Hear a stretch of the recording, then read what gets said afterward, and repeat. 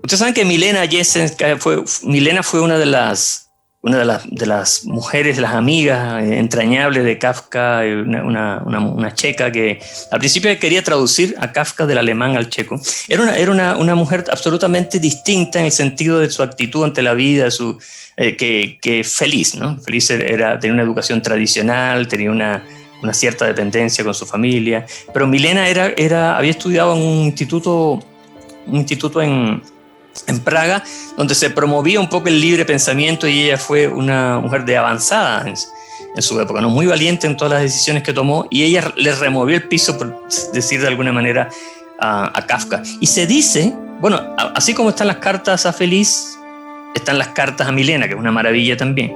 Lamentablemente no están las cartas de Feliz y muy pocas cartas de Milena para conocer qué pensaban, pero sí hay un documento, que creo que es una carta. Aquí no dice si es una carta, el Wagenbach en la biografía del estudio preliminar que aparece en este libro, en la edición Aguilar, tomo 1. Pero sí dice Wagenbach que posiblemente Milena Jessenska la que mejor comprendió a Kafka. Y la verdad que cuando yo leí este trocito fue como un estremecimiento, porque es como describir a Kafka en cuerpo y alma, ¿no? Dice Milena en este texto, que parece que es una carta, ¿no? Aunque no dice la referencia acá. Dice varias cosas y después añade, es totalmente incapaz de mentir, igual que es incapaz de emborracharse. No tiene el menor refugio ni techo que lo cobije. Por eso está expuesto a todas las cosas de las que los demás estamos a salvo. Es como alguien que anduviera desnudo entre personas vestidas. Todo lo que dice, lo que es, lo que vive, ni siquiera es verdad. Es un puro existir sin más, carente de todos los ingredientes que podrían ayudarle a vivir efectivamente la vida, en belleza o en miseria, es igual. Y su ascetismo no tiene nada de heroico. Todo heroísmo es mentira y cobardía. No es una persona que se construya su ascetismo como medio para obtener algún fin. Es una persona que se ve forzada al ascetismo por su terrible clarividencia, su pureza y su incapacidad de pactar. O sea, el clarividente no era Steiner, era Kafka, ¿no? Finalmente. Tiene mucho que ver eso con lo que he observado, y se puede observar cuando uno lee a Kafka, estudia su vida y empieza a armar este gran rompecabezas, ¿no? Kafkiano, que han intentado varios estudiosos y que logró de una manera, a mi juicio, soberbia y estremecedora este hombre, ¿no? Rainer Stach, con su biografía en 2 volúmenes. Y me pasó algo raro con esta biografía, porque en algún momento, bueno, es un libro de 2300 páginas, en algún momento yo dije, tiene que haber alguna errata, porque tiene que haber algo, se fatiga el corrector de prueba y tiene que salir algo mal. Y claro, de repente vi que no decía Kafka, sino Kakfa. 2 veces decía Kakfa, Franz Kakfa. Se me ocurrió inventar un personaje que se llame Franz Kakfa. Y que todo el mundo quiso poner el título al texto y dice, oye, pero esto es una errata, ¿no? Lo primero que va a pensar el que lo lea es que es una errata.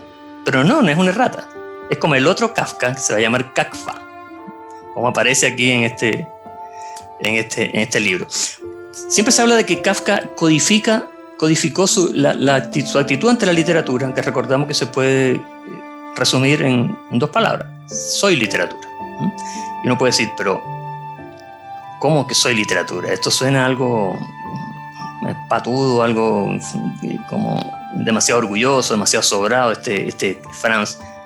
Y quizás en otro podría parecer sobrado. En Kafka lo decía casi como si fuera una especie de condena o de predestinación que él no buscó, ¿no? Soy literatura, es decir, no puedo, cuando no hago literatura, dice Kafka, me agoto, me canso, no me reconozco, solo cuando escribo. Entonces, por eso que para él hacer literatura era un sinónimo de estar, ¿no? Estar en su ser, en el centro de su ser. Y de repente, observando algunos relatos de Kafka que vamos a ver hoy, me di cuenta que había como una especie de codificación, no sé si consciente o no. Kafka iba codificando esta pureza para él, el escribir como una especie de rito iniciático, como algo que a lo cual le tenía que dedicar sus mejores energías, ¿no? Entregarse por completo a esta actividad que lo redimía, de algún modo, del profano mundo. Y analizando algunos relatos de él, nos damos cuenta que está codificado esta actitud, esta búsqueda de un arte puro, de una actividad pura, del escribir en distintos oficios que él va plasmando en varios de sus principales cuentos. Yo voy a comentar algunos de los cuentos favoritos y donde yo creo que esto está bien encarnado. Y el primero es En la colonia penitenciaria, que es un relato perturbador sin duda. Yo creo que el relato más perturbador de Kafka, uno que podría considerarse como... Hoy día, con esta manía de encasillar en género, yo creo que sería como un relato gore, algo así casi, ¿no? Por cómo describe los procesos. Y justamente, increíble que justo la única lectura en público que hizo Kafka fuera de Praga, que fue en Múnich, y en Múnich él hace una lectura de este cuento. O sea, y uno se pregunta, ¿por qué no eligió otros cuentos para leer? Porque tuvo que leer justamente el único que era tan desagradable en cuanto a lo que ocurría, ¿no? Los desmembramientos, lo que ocurre en el cuento, que es muy perturbador. Bueno, la lectura en Múnich fue un desastre. Esta lectura se hizo en 1916. Ya este cuento venía escrito en 1914, solo que en 1919 recién se publicó. Entonces Kafka todavía no se había publicado el relato y ya lo estaba leyendo en público. Fue un desastre la lectura, ¿no? Es decir, las críticas fueron así, pero verdaderamente... había como 50 asistentes en la sala y varios abandonaron el local durante la lectura. Y las reseñas críticas hablaban de argumentos repugnantes, complacencia en lo horrible, poco atractivo, etc., ¿no? Lo hicieron pedazos. Además, algunas mujeres que estaban en escena se desmayaron y tuvo que asistirlas en el lugar. Creo que dice que hubo 3 desmayos. 3 desmayos. Esto está documentado, ¿eh? No es literatura.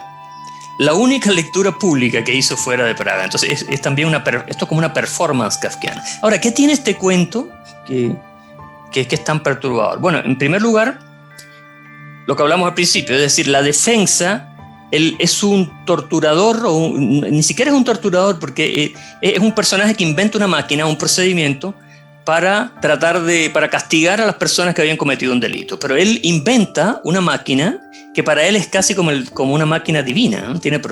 Y de hecho él en algún momento dice, esta máquina se basta a sí misma.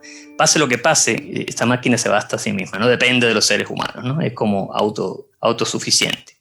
Y él está en una isla, una colonia penitenciaria, y el comandante, el jefe de la colonia, quiere terminar con este procedimiento porque le parece inhumano, ¿no? Porque todo el procedimiento, lo que ocurre, cómo colocan al condenado, pues le colocan un fieltro en la boca para que no grite, y después bajan unas agujas. El procedimiento está descrito con un nivel de detalle increíble, ¿no? Bajan unas agujas que van escribiendo en su cuerpo la frase que supuestamente tiene que aprender, ¿no? Por ejemplo, al condenado que están preparando en el cuento para meterlo en la máquina, dice, respeta a tus superiores, algo así, ¿no? Eso es lo que él va a haber escrito antes de morir, va a haber escrito en su cuerpo, este personaje, respeta a tus superiores. Entonces, esto que es, uno lo ve como algo tremendamente sanguinario, tremendamente repugnante. Este personaje, que es el oficial, es la justificación de toda su vida. La justificación de toda su vida. Pero aquí pasa lo que hablaba al principio, que me parece que la puesta en escena del relato es increíble, ¿no? Primero se va a desarrollar el escenario, ¿no? Hay un condenado, ese condenado va a ser colocado dentro de la máquina. Y después hay un soldado que está vigilando al condenado. Estos dos personajes, el soldado y el condenado, que no hablan en todo el tiempo, sino que están en segundo plano, moviéndose como dos figuras. Incluso se habla de dos figuras perrunas, ¿no? Y todo lo que hacen son como dos perros jugando, ¿no? De nuevo la metáfora de los perros en Kafka. Y en primer plano está el oficial, el que hizo la máquina, el que construyó la máquina, y que está orgulloso de su arte. Ya dice que nadie lo entiende, y en tiempos antiguos el esplendor de las antiguas ejecuciones, ¿no? Siempre esta nostalgia de un pasado ideal. Y el cuarto personaje es el viajero, que es un extranjero que pasa por ahí, y el comandante de la colonia penitenciaria le digo, vaya a ver esto, por favor, y después dígame su opinión, porque me parece que esto no le hace bien a nuestra institución, ¿no? Esta máquina tan perversa. Entonces vaya a ver. Y este extranjero va ahí a ver qué es lo que está pasando, y poco a poco el oficial le va explicando, en primer plano, ¿no? Le va explicando toda la metafísica y la simbología que hay detrás de esto, ¿no? Mientras de fondo el condenado y el soldado juegan como dos perritos, ¿no? Es impresionante la puesta en escena. Entonces yo quiero que analicemos unos trocitos de este relato en la colonia penitenciaria. Primero, recordar que fue publicado en 1919, mismo año de la Carta al Padre, y era un cuento del cual dice Kafka, una de las pocas veces donde se refiere de manera enigmática a sus propios cuentos. Y él dice en una parte que en este relato habita una especie de gusano. Dice, en este relato habita una especie de gusano que él no ha podido todavía detectar y que hace que el relato sea tan rechazado, ¿no? por las personas que lo escuchan. Bueno, esta es la portada de la edición. Fíjense las ediciones kafkianas, ¿no? Que son... Hoy día las ediciones de los relatos de Kafka suelen ser llenas de monitos y de cosas. Las ediciones en vida de Kafka y las que sucedieron después eran ediciones, o sea, de una severidad y de un rigor y de un ascetismo también increíble, ¿no? No están llenas de monitos, no eran para nada comerciales, ¿no? En el fondo, el arte editorial buscaba hacer que las personas se encontraran poco a poco con el contenido, ¿no? Que la portada no diera mucha información, la menor información posible, ¿no? Para cuando entrara el lector se fuera encontrando, ¿no? Se fijan que hoy día casi las portadas de todos los libros buscan competir para ver cuál llama más la atención en una vitrina, ¿no? En una vidriera. Bueno, esto el Kurt Wolff, que era el editor de Kafka, un maravilloso editor, no pensaba para nada en ese tipo de publicación, ¿no? Este comentario es muy interesante porque se dan muchos cuentos de Kafka, ¿no? En todos los cuentos de Kafka donde hay una actividad que es que el personaje desarrolla con una pureza a prueba de balas, como este personaje, ¿no? Que inventó esta máquina que nadie lo entiende, y él dice que distinta era una ejecución en otros tiempos, ¿no? Se está hablando de una edad de oro, y esa edad de oro está, por ejemplo, en El Ayunador, el artista del hambre también. Él dice, aquellos tiempos donde yo era el comprendido por todos, y hoy día ya hay una decadencia, ¿no? El artista del trapecio también, que es otro breve cuento donde aparece otro personaje, o Josefina, la cantante, ¿no? El arte del canto. Dice, fíjense qué descripción esta. Esta es una descripción antológica de Kafka. Qué distinta era una ejecución en otros tiempos. Ya un día antes el valle entero se llenaba de gente. Todos venían para ver. A primera hora de la mañana aparecía el comandante con sus damas. Las fanfarrias despertaban a todo el campamento. Yo anunciaba solemnemente que todo estaba listo. Los asistentes, no podía faltar ningún alto funcionario, se instalaban en torno a la máquina. Este montón de sillas de mimbre es un mísero remanente de aquella época. La máquina, recién limpiada, refulgía. Casi para cada ejecución usaba yo nuevos recambios. Ante cientos de ojos, la multitud de espectadores, todos de puntillas, llegaba hasta aquellas colinas.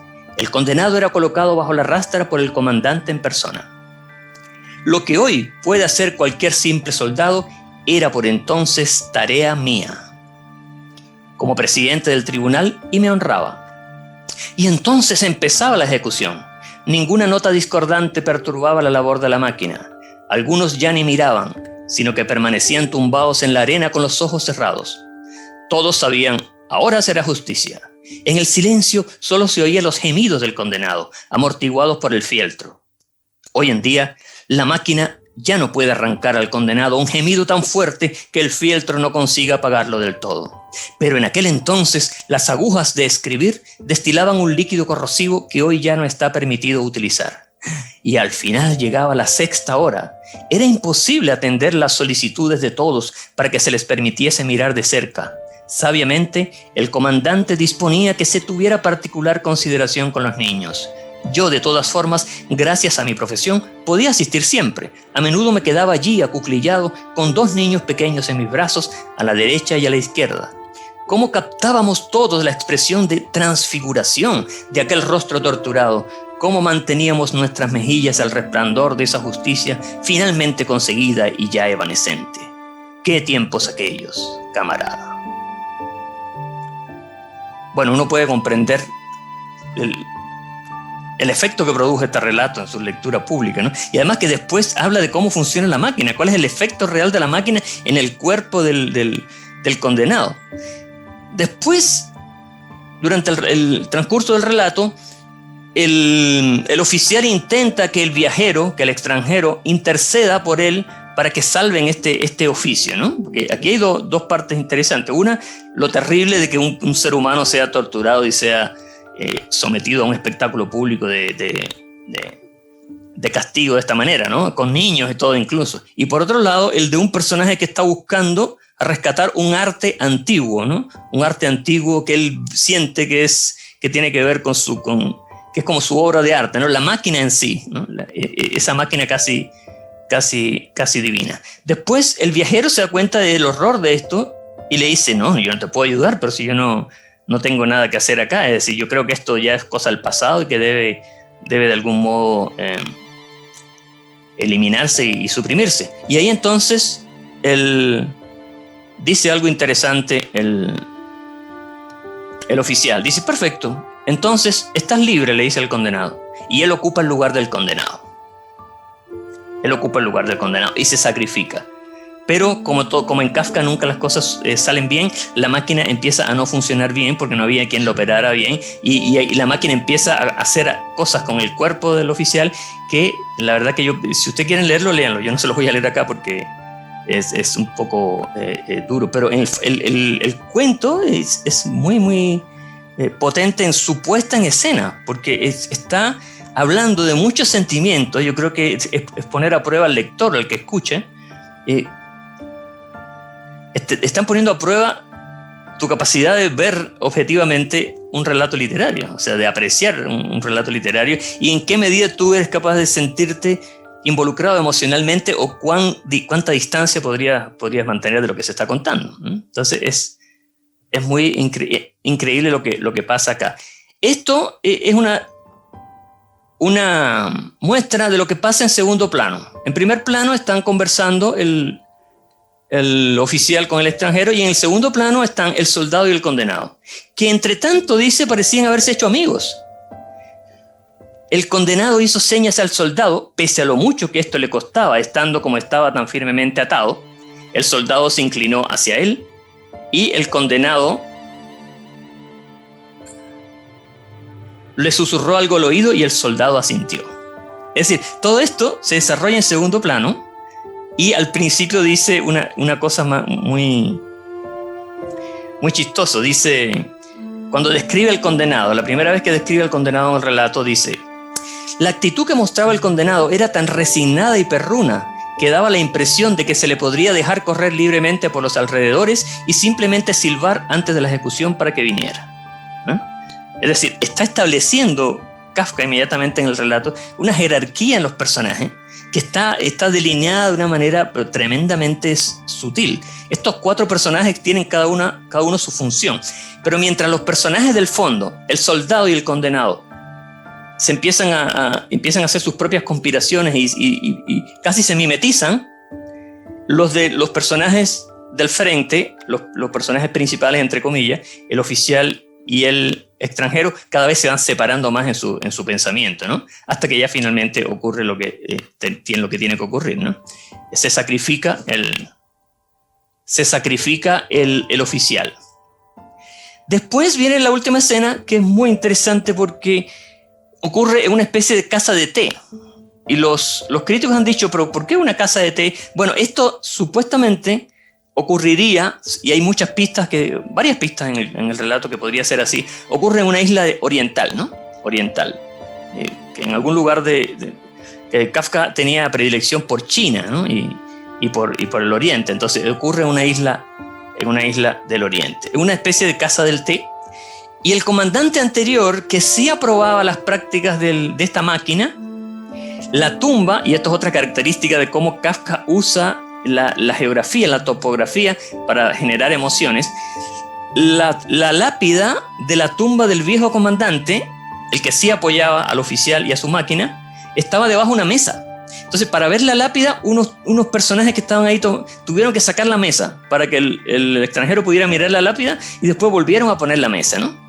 Ese es un gesto, un detalle, que en el fondo nos muestra que la sutileza de Kafka, que cuando él va a mostrar una sensación, un sentimiento, él nunca describe conceptualmente el sentimiento, sino que lo muestra con un gesto material, con un acto material. En este caso, la lápida está escondida debajo de una mesa donde estaban emborrachándose ahí unos personajes, ¿no? Dice, empujaron a un lado una de las mesas, bajo la cual había en efecto una losa sepulcral.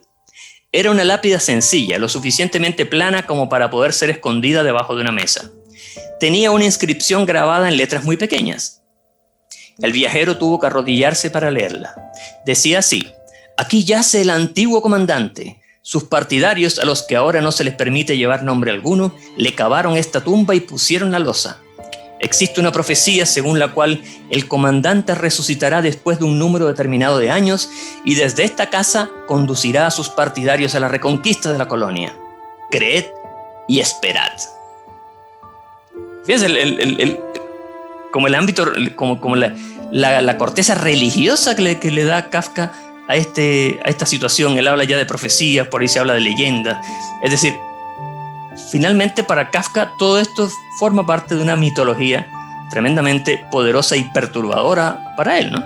Después, en la última escena, el viajero se va, ya no quiere saber nada de esa isla y de esa locura, y el soldado y el condenado intentan subírsela al bote para que se los lleve, pero él saca rápido la cuerda y los deja, ¿no? Como que finalmente él se va, ¿no?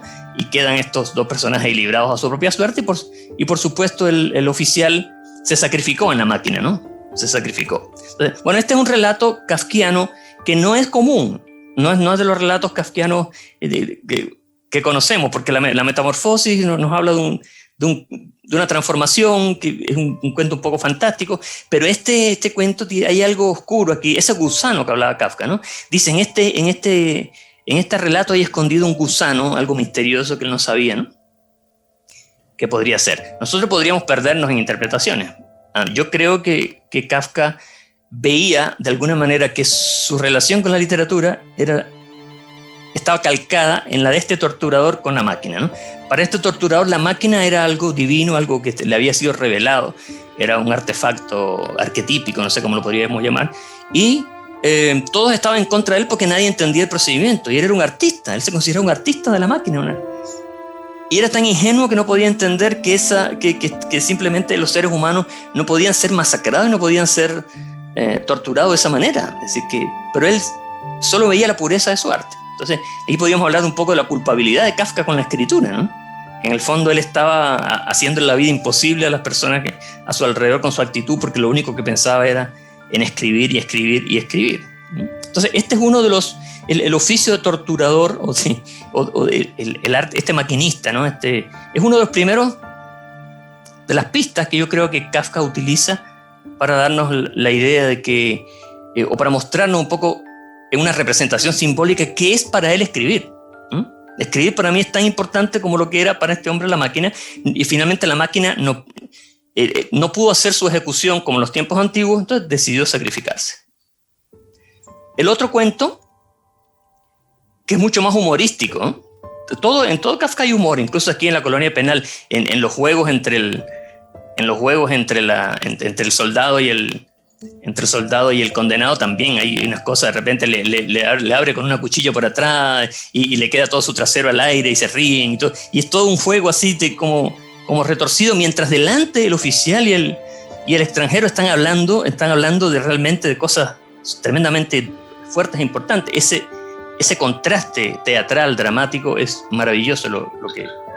Y después el artista del hambre, o el ayunador, que es otro de los cuentos, un cuento que se publicó ya en libro de poco tiempo después de la muerte de Kafka. Ya Kafka había dejado ordenado el libro, pocos meses después se publicó, no alcanzó a verlo publicado. Pero El ayunador o El artista del hambre es, a mi juicio, uno de los cuentos también como La colonia penitenciaria, pero un poco menos declaradamente cruel, donde está Kafka reflejado en este ayunador que lo único que quiere ser el ayunador, es decir, llevar el arte del ayuno a su máxima expresión. Lo único que quiere ser él siente una potencia para ayunar, una capacidad para ayunar infinitamente. Pero, de nuevo, como en el caso del torturador y su máquina, el mundo está en contra de él y no le permite, porque en los viejos tiempos, ¿cierto? En los viejos tiempos sí, él era el centro del mundo, lo llevaban de feria en feria por el mundo en una jaula, y se habla de la jaula como si fuera algo perfectamente natural, ¿no? En una jaula el ayunador lo llevaban por todas las cortes de Europa, por todas las capitales de Europa. Y él demostraba, ¿no? Y había un cartelito en la reja que iba cambiando todos los días que él iba ayunando, ¿no? Y él mostraba al mundo su poder.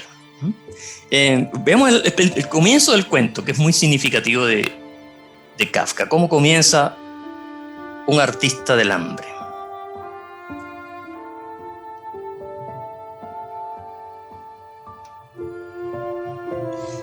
En los últimos años ha remitido mucho el interés por los artistas del hambre. Como en la colonia penitenciaria, en los últimos tiempos había remitido el interés por la máquina y el espectáculo de las ejecuciones, ¿no? Entonces es lo mismo, el mismo principio. Así como antes era muy rentable organizar por cuenta propia grandes espectáculos de este tipo, hoy en día es totalmente imposible. Eran otros tiempos. Por entonces toda la ciudad se entretenía con el artista del hambre, el interés aumentaba con cada día de ayuno, todos querían ver al artista como mínimo una vez al día. Al final hubo incluso abonados que se pasaban días enteros sentados frente a la pequeña jaula. También se organizaban visitas nocturnas con luz de antorchas para aumentar el efecto. Fíjense esta cosa teatral, ¿no? Que también está en las ejecuciones de la colonia penitenciaria, ¿no? Se formaba del ayuno, así como de la máquina y su ejecución, y la ejecución de la máquina, se formaba todo un espectáculo circense, ¿no? Cuando hacía buen tiempo, sacaban la jaula al aire libre y el artista del hambre era mostrado sobre todo a los niños. De nuevo los niños, no como espectadores privilegiados. Fíjense con los patrones que se van formando aquí en estos cuentos. Mientras que para los adultos no solía ser más que una diversión en la que participaban, porque estaba de moda, los niños miraban asombrados, con la boca abierta y cogidos de la mano por precaución. Como ese hombre pálido, envuelto en una malla negra por la cual asomaban sus prominentes costillas, desdeñando incluso una silla, permanecía sentado entre la paja dispersa por el suelo y, asintiendo cortésmente con la cabeza o esbozando una sonrisa forzada, respondía a las preguntas o sacaba el brazo por entre los barrotes para dejar palpar su delgadez. Luego volvía a ensimismarse y no se preocupaba por nadie. Ni siquiera por las campanadas del reloj, tan importantes para él, que era el único mueble dentro de la jaula, sino que se quedaba mirando al vacío con los ojos casi cerrados y de vez en cuando sorbía unas gotas de agua de un vasito minúsculo para humedecerse los labios. Así comienza el artista del hambre, ¿no? Este personaje empieza a sufrir una suerte de mutación, ¿no? Porque el espectáculo, la cantidad de gente que asistía a los espectáculos ya no era la misma, entonces finalmente él decidió unirse a un circo. Y en el circo lo pusieron en un rincón ahí y él pasó algo muy interesante, y es que este ayunador, de puro sufrimiento de que no lo dejaban ayunar del tiempo que él quería, porque ya nadie le tomaba interés, se fue como encogiendo, ¿no? Se fue como encogiendo y se fue empequeñeciendo. Y es muy dramático el modo como Kafka va como hablando de la desaparición de este personaje, que en el fondo había sido un gran artista, ¿no? Había sido un gran artista, que lo único que él quería era desempeñar su oficio de ayunador con la máxima pureza, como Kafka le gustaría hacer con la escritura, ¿no?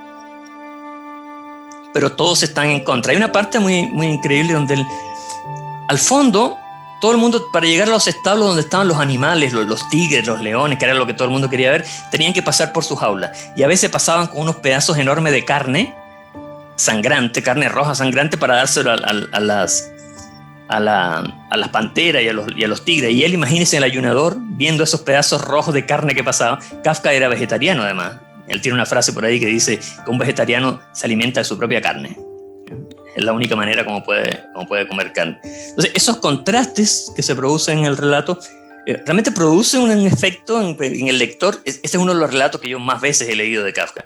Producen algo como que una identificación con este personaje que se aferra a su humanidad, a su última humanidad, ¿no? Al último trozo de humanidad posible, que es su capacidad para ayunar, ¿no?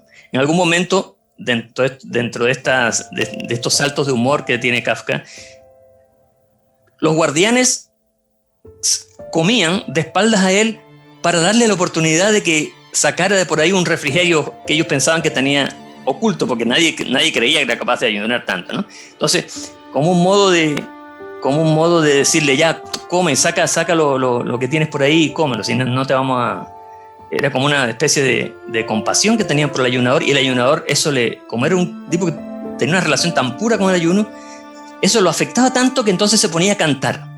Y cantaba para que los guardianes dicen, está cantando, entonces no puede comer. Pero el efecto era al revés, porque entonces los guardianes se admiraban de que pudiera comer incluso mientras cantaba. Eso es muy, muy kafkiano también, ¿no? Cómo darle vuelta a la frase para siempre buscar el estado emocional, determinado estado emocional en el lector. ¿Cómo termina El artista del hambre? Perdón que Giselle no le gusta que yo haga spoiler, pero los spoilers acá son inevitables. Y además, pienso yo, en el buen arte, todo buen arte en la literatura está hecho para ser releído. Todo buen libro está hecho para ser releído, por lo tanto, de lo mismo el spoiler. Así como toda buena película está hecha para ser vista muchas veces. La película que se agota en su última escena porque llegamos a la sorpresa y ya no nos dice nada más, no es buen arte. Es simplemente algo que está hecho para el consumo y para quedar en el olvido. Pero finalmente el arte es circular. O sea, cuando uno lee un texto potente, uno siente, se está acercando al final y dice, qué maravilla, ya siento que voy a empezar de nuevo a leerlo. Voy a llegar a la última página y voy a empezar de nuevo, ¿no? Y lo voy a leer muchas veces y este texto o este libro me va a acompañar durante mucho tiempo. Es el arte. Y además en Kafka, como toda la literatura kafkiana es circular, él tenía un sentido muy abierto de la forma. No pensaba, los finales para él no eran lo más interesante. Bueno, pero de todos modos, Giselle, si te molesta el spoiler, yo te voy a hacer una señal cuando tienes que taparte los oídos para que no escuches la última partecita. ¿Qué pasa con el ayunador?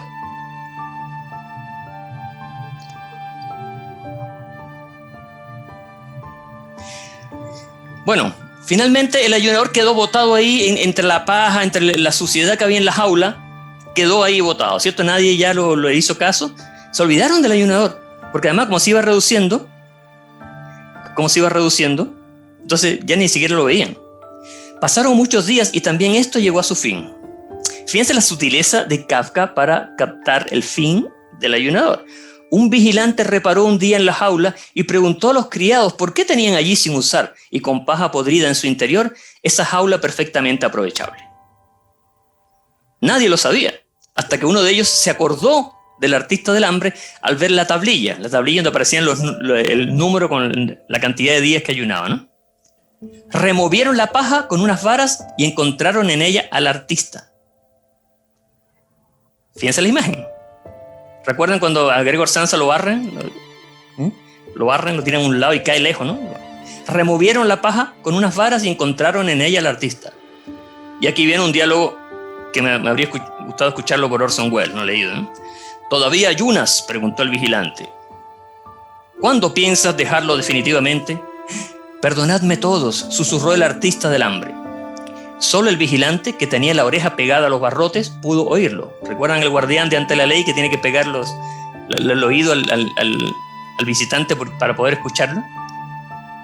Claro que sí, dijo el vigilante, y se llevó el índice a la 100 para sugerir al personal el estado mental del artista. Te perdonamos. Siempre he querido que admiraseis mi capacidad de ayuno, dijo el artista del hambre. Y la admiramos, dijo el vigilante en tono condescendiente.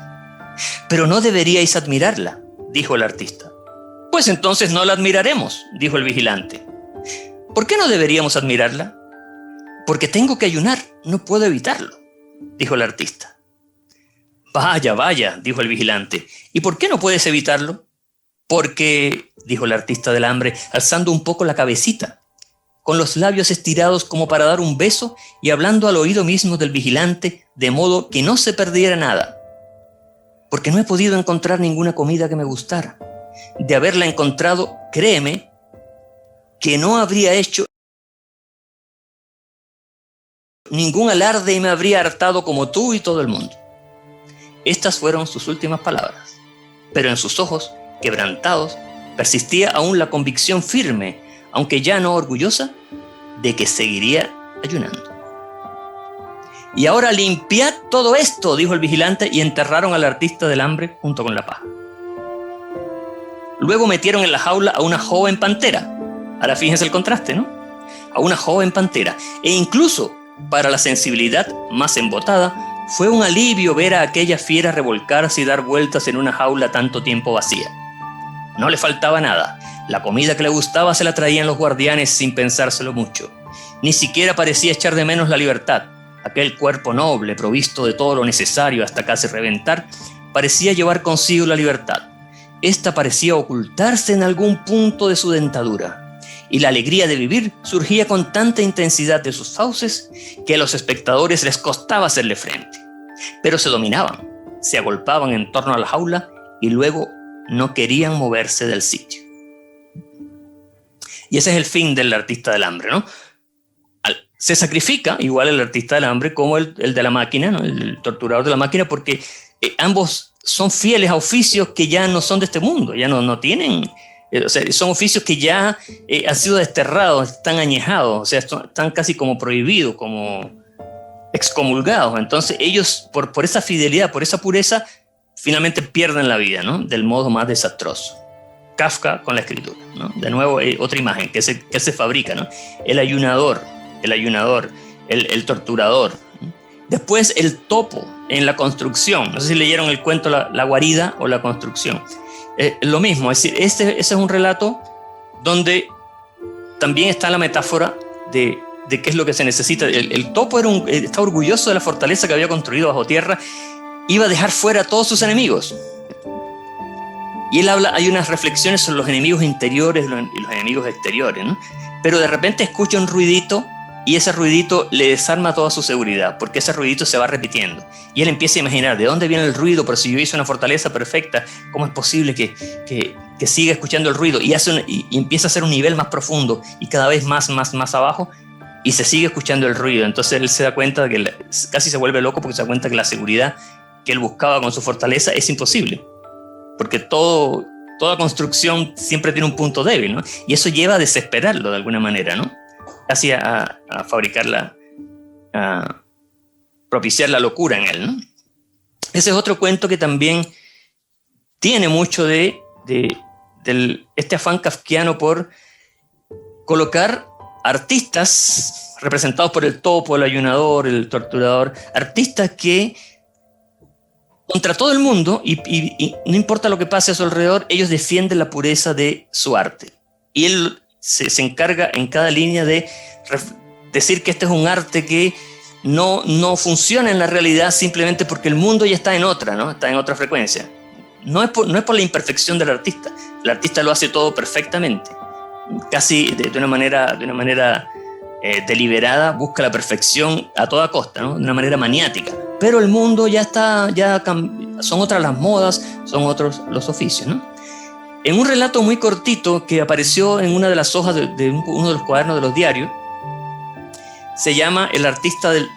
La verdad que se publicó como El artista del trapecio, y de hecho se ha publicado a veces en algunas antologías de Kafka al lado del artista del hambre, pero no se llama El artista del trapecio. Kafka no lo tituló así. Kafka lo tituló algo así como Primer sufrimiento o primera desgracia. Y este relato es muy breve porque es apenas una página, pero habla también de un artista que se entrega a su oficio de una manera casi demencial. Es decir, a él le interesa ser el trapecista absoluto. Es hasta tal punto así, hasta tal punto él es fiel a su oficio de trapecista, que él vive en el trapecio. No es que él vaya a trabajar, él vive en el trapecio. Decidió no salir nunca del trapecio. Entonces vive ahí como un pájaro en una rama, ahí está él todo el tiempo en el trapecio. Y allá le llevan la comida y todas las conversaciones ocurren ahí con los tramoyistas y las personas que organizan, le llevan siempre, como es tan buena persona, él siempre está como buscando mira el mundo desde arriba. Desde arriba. Fíjense qué interesante después voy a hacer un pequeño diagramita, esta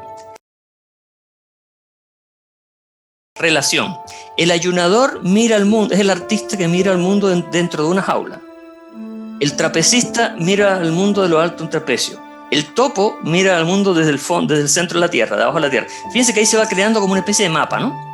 Un mapa que después hay otros artistas que miran al mundo desde afuera, del descampado.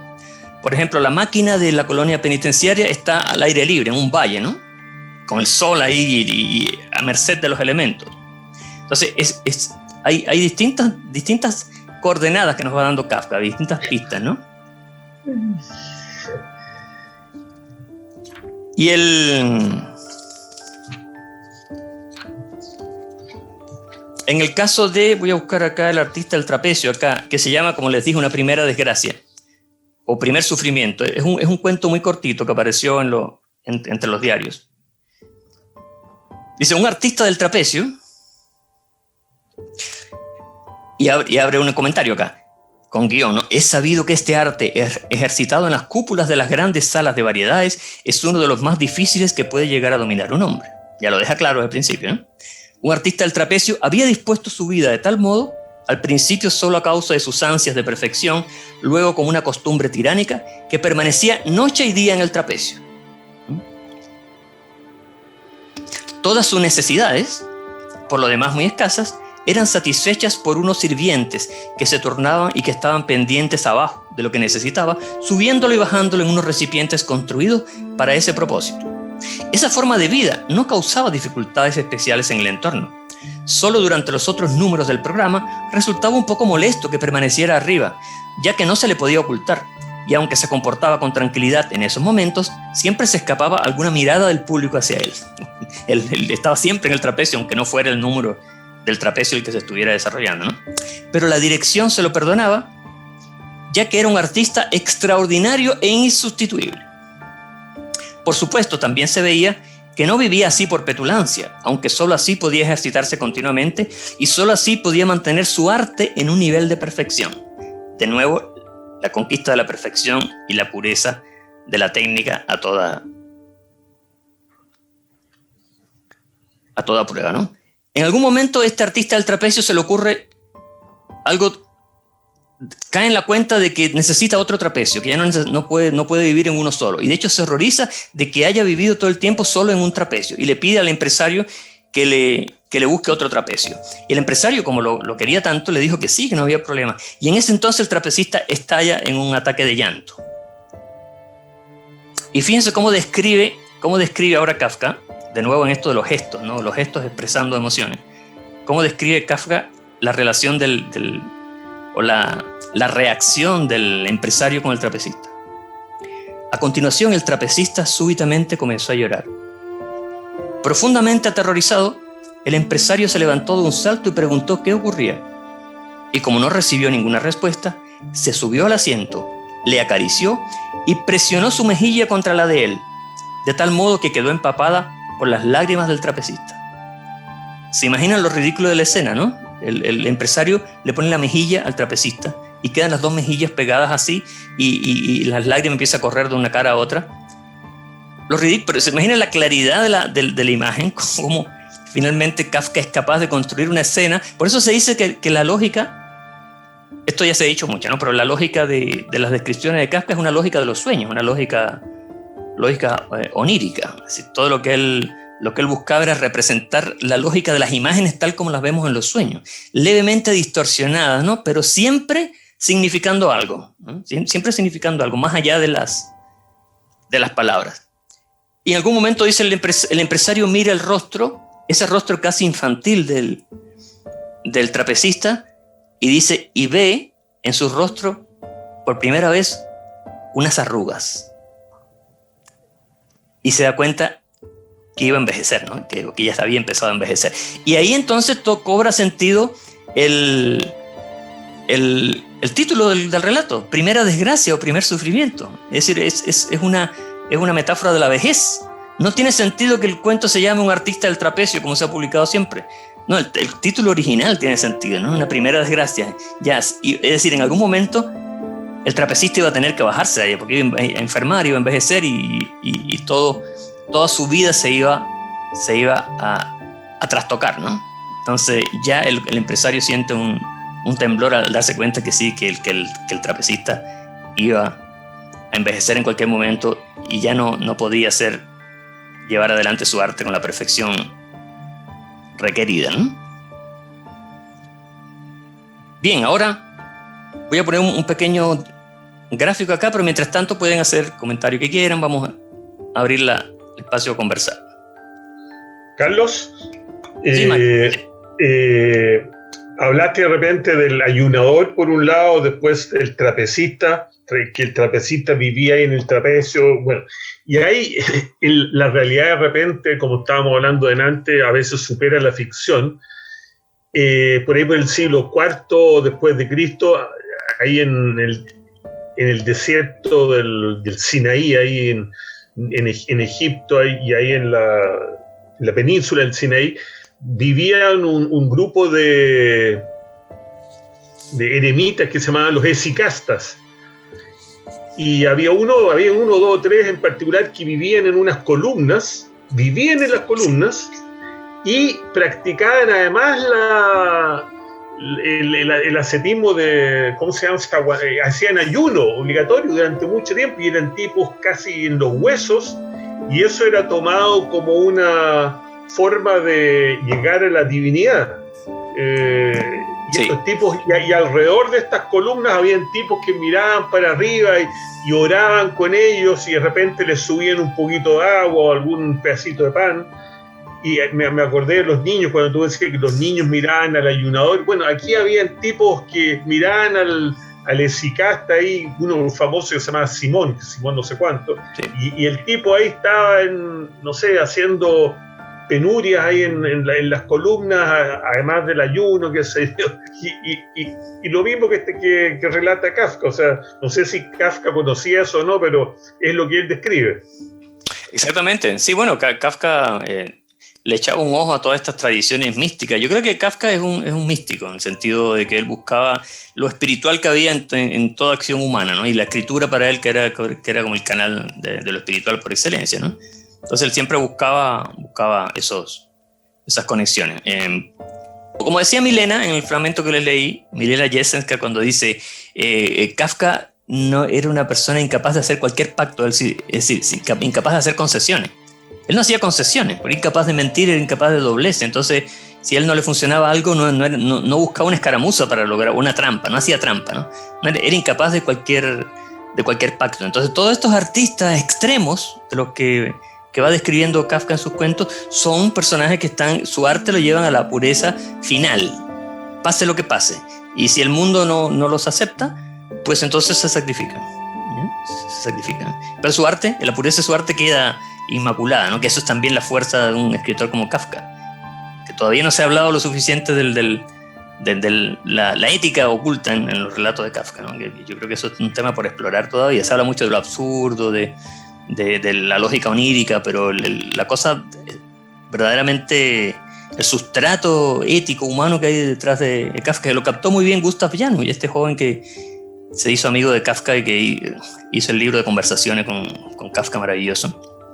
Él decía, para mí, yo no he leído, lo dice por acá, ¿no? Janusz dice, yo no he leído al Kafka escritor, no me interesa, porque yo lo conocí, y él dice, es mi doctor Kafka, así lo llama él, mi doctor Kafka, ¿no?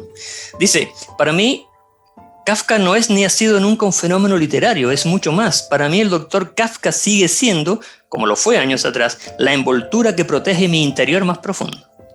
Es el hombre que con su bondad, tolerancia y sinceridad natural fomentó y protegió el desarrollo de mi maltrecho yo. Él constituye la base sentimental y de conocimiento sobre la que continúo apoyándome en la siniestra marea de nuestro tiempo. Frente a la fuerza que surge de las experiencias imborrables de mi juventud, ¿qué podrían aportarme los estudios biográficos e interpretativos de sus libros? No son más que sentimientos y pensamientos enlatados. El doctor Kafka que yo conocí superaba con mucho los libros que salvó de la destrucción su amigo Max Brod. El Franz Kafka, a quien yo visitaba y acompañaba en sus paseos por Praga, tenía una personalidad tan grande y firme que aún hoy, a cada curva difícil de mi trayectoria vital, puedo apoyarme en el recuerdo de su sombra como en una sólida verja de hierro. Esas son las palabras con las cuales Gustav Janisch inicia el libro de Conversaciones con Kafka. Tenía la grandeza de describirse a sí mismo en toda su pequeñez, ¿no? Tenía esa grandeza. ¿Por qué? Porque lo hacía de manera perfecta, con las palabras perfectas para expresar la situación tal como él la veía, tal como él la veía. Entonces, hoy día cualquier escritor que diga y empieza a quejarse, ¿cierto?, de su vida o a hablar de su biografía, podemos decir, está haciendo literatura, está haciendo retórica, ¿no? Está haciendo metáfora. Pero en Kafka pareciera ser que no era así, o sea, que era realmente eso lo que él estaba sintiendo. Entonces, que él era capaz de expresarlo de manera perfecta. Y todos sus héroes, casi todos sus héroes, por lo menos estos cuentos que hemos estado analizando, son verdaderos héroes, o sea, en el sentido de que están dispuestos a llevar más allá su accionar. No están dispuestos a entrar en ninguna componenda con el mundo que lo rodea. Entonces, para eso se requiere un gran coraje, ¿no? Yo te quería preguntar, Carlos, ¿qué dice Rainer Stach respecto de las creencias, las creencias religiosas de Franz Kafka, si creía o no creía en un más allá, en un Dios? ¿Qué pasaba con eso? Yo sé que no era un judío practicante, pero desde el momento en que se fue a sentar a algunas charlas de Rudolf Steiner, alguna cosita le habrá picado, porque Rudolf Steiner definitivamente creía en un cosmos ordenado, había una teodicea bien clara. ¿Qué pasaba con Kafka? Decía Rainer Stach. La verdad es que todavía no me he terminado el libro, recién voy por la página 1100, llegué a la 1100, yo pensaba terminarlo antes de, no lo voy a terminar de hecho antes de terminar el taller, pero voy recién terminando el primer tomo. Pero pareciera que Kafka era lo que pasa es que la religiosidad puede entenderse de dos maneras. Primero, la religión como una espiritualidad con credo, que cuando tú eres espiritual según el credo del cristianismo, según el credo del judaísmo, según el credo del budismo, o la espiritualidad sin credo. En el fondo, la espiritualidad de Kafka es una espiritualidad sin credo. Pero era espiritual ¿en qué sentido? En el sentido de que él sentía que en su manifestación vital, ¿no? Él como ser humano había posibilidades inauditas de desarrollo, que es lo que creen todas las tradiciones espirituales. O sea, que el ser humano es algo que se va haciendo, se va desarrollando y va pasando por etapas hasta adquirir su plenitud. Kafka creía en esa plenitud mayor, de todos modos, ¿no? Él sí, y la sentía y la experimentaba. Pero no está atado a ningún credo, es decir, ni cristiano, ni judío, ni budista. De hecho, Kafka, si uno va viendo sus actitudes ante las personas, Kafka es una persona prácticamente incapaz de decir algo malo de una religión o de un sistema de pensamiento, de alguien que pensara distinto de él. Era alguien que observaba cómo el viajero de la colonia penitenciaria que llega a esta isla y él observa nada más. Él no trata de cambiar el orden imperante. Él observa, no le gusta lo que se ve y se va. Nada más. Entonces, como un observador, ¿no? Como un observador. Él podría haber hablado, intercedido, ¿no? Y haber hecho un cambio ahí. Por último, quemar la máquina, no sé, hacer algo. Pero no hace nada. Él observa como si fuera una película y se va. En el libro sobre el absurdo que tiene Camus, que es el mito de Sísifo, ¿no? Hay una frase muy hermosa ahí, hablando, y esto responde un poquito también lo que preguntaba Michael, de cuál era el tipo de espiritualidad que cultivaba Kafka, ¿no? En algún momento, cuando está hablando del pecado, Camus dice el absurdo, está hablando del absurdo, porque todo es acerca del absurdo, ¿no? Entonces, y Kafka es lo más absurdo, ¿no? Es como la religión del absurdo. Dice, lo absurdo es el pecado, pero sin Dios. Eso es el absurdo, ¿no? El pecado, pero sin Dios. Imaginemos qué sería el pecado en un mundo donde no hubiera Dios. Sería el absurdo. Entonces es un poco, yo creo que ahí se configura el mundo kafkiano. Es decir, el mundo kafkiano es un mundo tremendamente enigmático, pero la regla que rige este orden interno del mundo kafkiano tiene que ver con básicamente el lenguaje. Es decir, cómo él era capaz, y en eso era un clarividente, como dice Milena, cómo él era capaz de, cada vez que él percibía una relación entre seres humanos, entre objetos, entre conceptos, él era capaz de encontrar las palabras exactas para llevarlos al papel. Eso es una cosa que todavía causa pavor y causa misterio y causa admiración en Kafka. Y eso que no lo leemos en alemán, lo leemos en castellano. Pero en ese sentido Kafka tampoco es un autor difícil de traducir, porque el alemán que utilizaba no era un alemán tremendamente erudito ni complejo, era un alemán simple, ¿no? El mal, cuando él habla del mal, una de las pocas veces que habla del mal, por ejemplo en sus conversaciones con Janus, él dice, el mal tiene una forma preferida de ocultarse, y dice, en el uso irresponsable de las palabras. Algo así dice, ¿no? Por aquí lo estoy tratando de buscar. Como un sofista. Claro. Dice, te está hablando con Janus acerca de un escritor determinado, y dice, ¿el libro le parece malo? Y dice, yo no he dicho eso. Y entonces, ¿que le parece una falaz ensalada lingüística? Y dice, no, al contrario, este libro es un testimonio alarmantemente sincero de desgajamiento. En él el lenguaje ya no actúa como aglutinante. Los autores ya solo hablan para sí mismos. Hacen como si el lenguaje solo les perteneciera a ellos, cuando en realidad solo nos ha sido prestado a quienes estamos vivos por un tiempo indeterminado. Solo se nos permite emplearlo. En realidad el lenguaje le pertenece a los muertos y a quienes aún no han nacido. Tenemos que tratar esta posesión con mucho cuidado. Los autores de este libro lo han olvidado. Son aniquiladores del lenguaje, y ese es un crimen muy grave. Una herida en el lenguaje es una herida en los sentimientos y en el cerebro. Es un oscurecimiento del mundo, una congelación, ¿no? ¿Pero a qué se debe? Dice Janus. Es debido al estiércol de las palabras e ideas gastadas, más fuertes que un grueso blindaje. Los hombres se esconden tras ellas del paso del tiempo. Por eso la verborrea es el baluarte más fuerte del mal. La verborrea es el baluarte más fuerte del mal. El último cuento del que me quería referir, pero muy brevemente, es la edificación de la muralla china, que les había dicho, y donde lo más interesante también en ese cuento, es un cuento maravilloso, me encanta. De repente él habla de la lejanía, la cercanía, el imperio, ¿no? Recordemos que él estaba en el imperio austrohúngaro, y cuando él habla de Pekín, él es el que está contando la historia es un ciudadano del sur de China, ¿no? De la provincia. Y es Kafka en Praga, ¿no? Y entonces él se refiere a Pekín, es casi como Viena, ¿no? La capital del imperio austrohúngaro, como algo que prácticamente es muy difícil de comprender, y además que todo lo que se decide en Pekín influye donde yo estoy. Entonces, estaba hablando de la estructura del imperio austrohúngaro. Entonces, cuando habla del imperio chino, es el imperio austrohúngaro, de hecho, ¿no? Pero él habla de la construcción de la muralla china, y hay una parte muy interesante cuando él dice que hubo un letrado. Él siempre habla de escrituras, de leyendas, ¿no? Como si hubiera una especie de Biblia secreta detrás de cada uno de sus cuentos, y con esa Biblia tendríamos que juzgar lo que ocurre en el cuento. Y según ciertas escrituras, hay una relación entre la muralla china y la Torre de Babel. Fíjense qué increíble, ¿no? Cómo él mezcla ahí dos culturas, ¿no? La judeocristiana con la china, y dice, porque según este letrado, este erudito, la Torre de Babel falló por falta de cimientos. Los cimientos estaban débiles y por eso falló.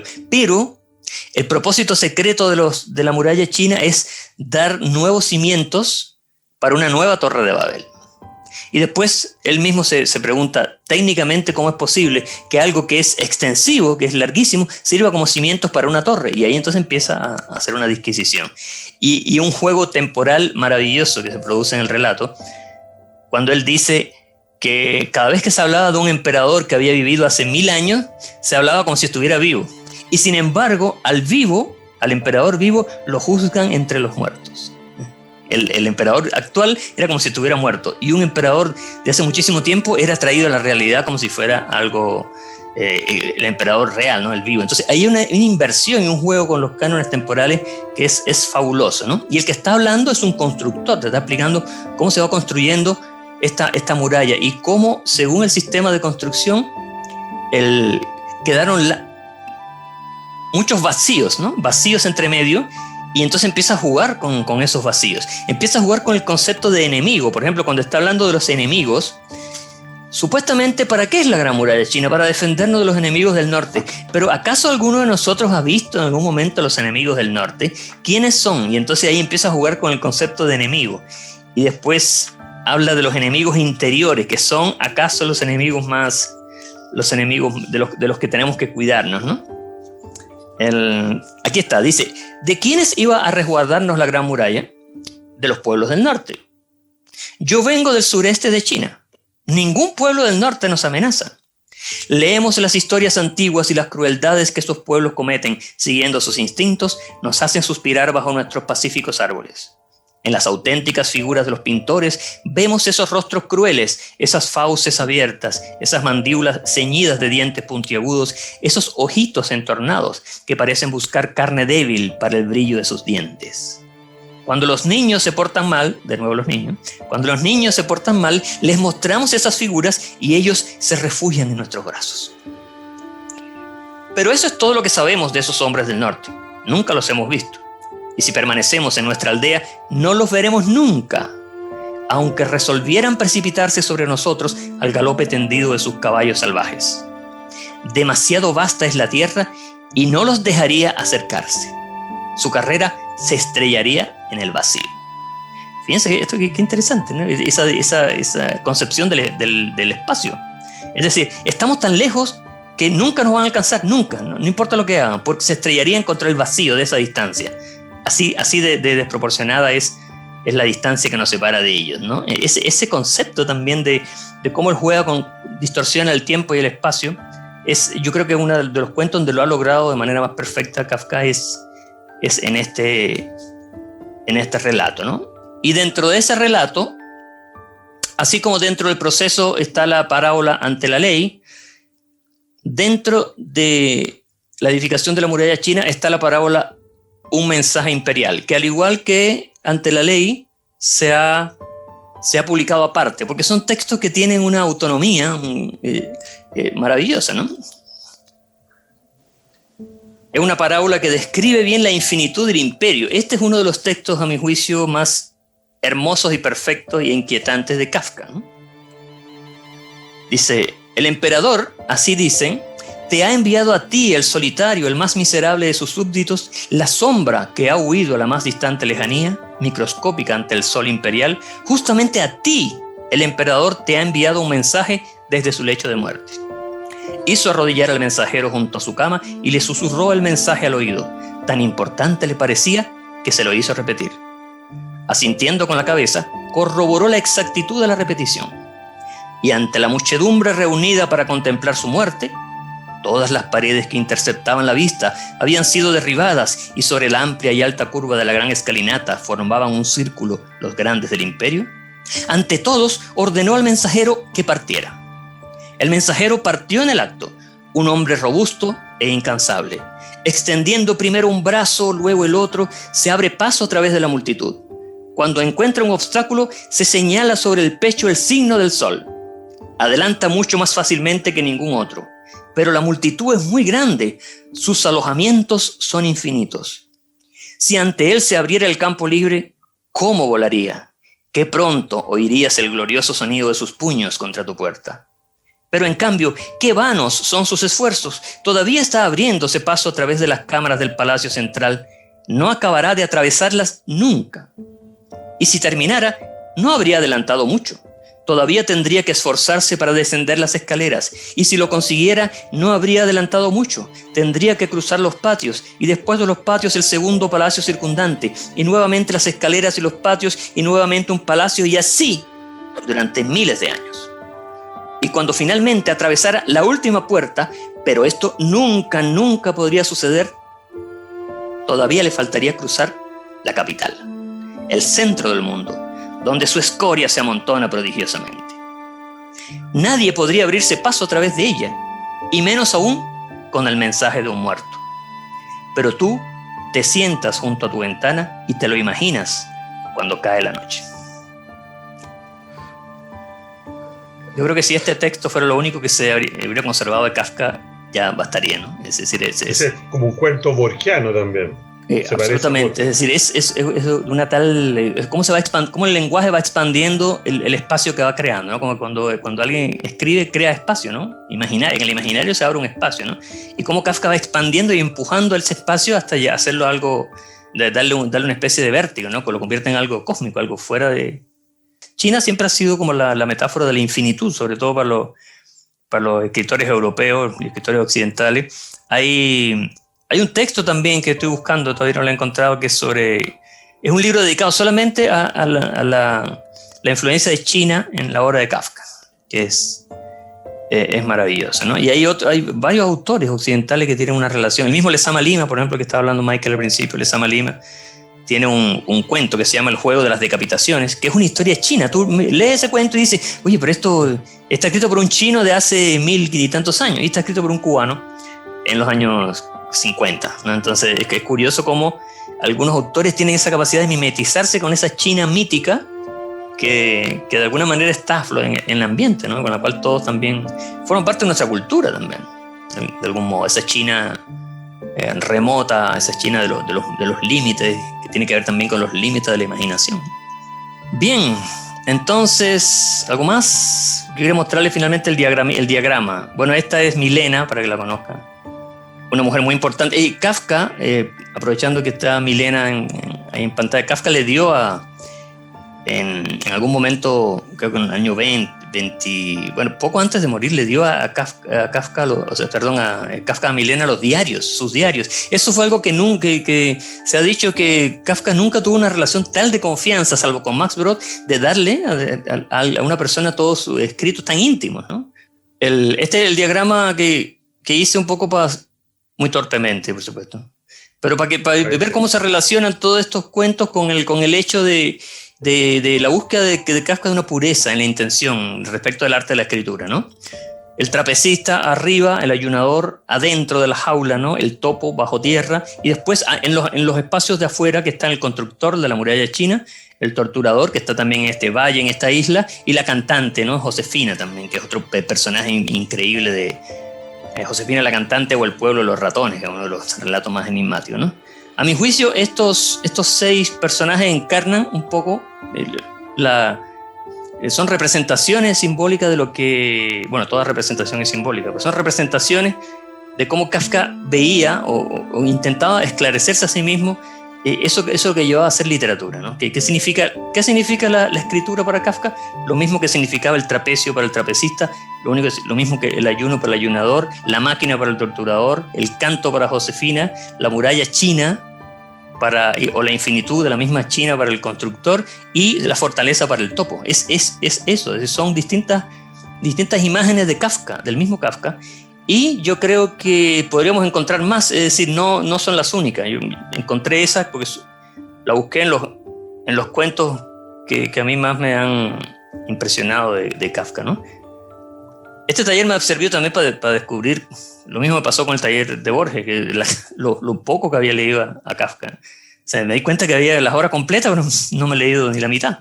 La cantidad de pliegues que tiene esta obra, lo mismo con Borges, cómo uno va descubriendo nuevos niveles de lectura, incluso en cuentos que uno leyó y los vuelve a releer y dice, oye, pero se me escapó el 80% de lo que aquí había, ¿no?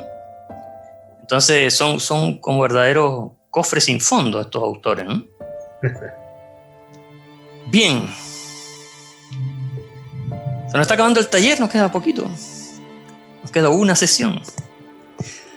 Para realmente hundirnos en Kafka hay que... Bueno, la idea es que esto sea un aperitivo porque después cada uno sigue investigando y le quede como el bichito ahí. Estoy preparando la bibliografía de todos los libros que he citado y todo para que después pasárselas, ¿ya? En las cartas a Max Brod hay uno de los pasajes más increíbles sobre la pureza de la escritura también, junto con aquella carta feliz, recuerdan, de la caverna, ¿no? De la cueva. Cuando él dice que un escritor no debería apartarse de la mesa de escritorio en ningún momento. Dice que es como si su vida dependiera de permanecer amarrado y atado a la mesa de escritorio. Su lucidez depende de que no se separe de la mesa de escritorio. Es como el trapecio. Sí, exactamente, como el trapecio. Como el trapecio, ¿no?